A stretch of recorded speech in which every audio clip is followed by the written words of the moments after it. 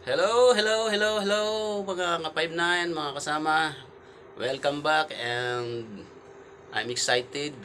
I'm glad to be back dahil matagal-tagal din po tayong hindi nakapaggawa ng videos.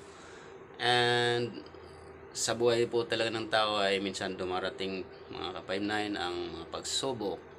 Kaya I'm so excited na I'm here again, nakabalik na.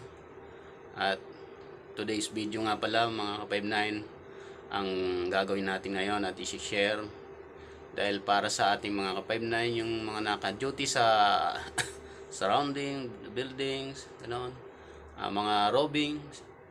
Kaya yan ang ating i-share ngayon. Paano nga ba ang tamang pagpapatrol or ang mag-robbing?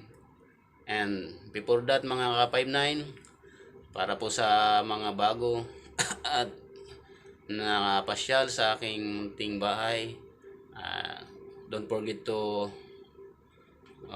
subscribe, click the button and comments at i-click nyo na rin po yung ating notification bell para lagi po tayong updated sa mga videos na aking gagawin pa mga susunod.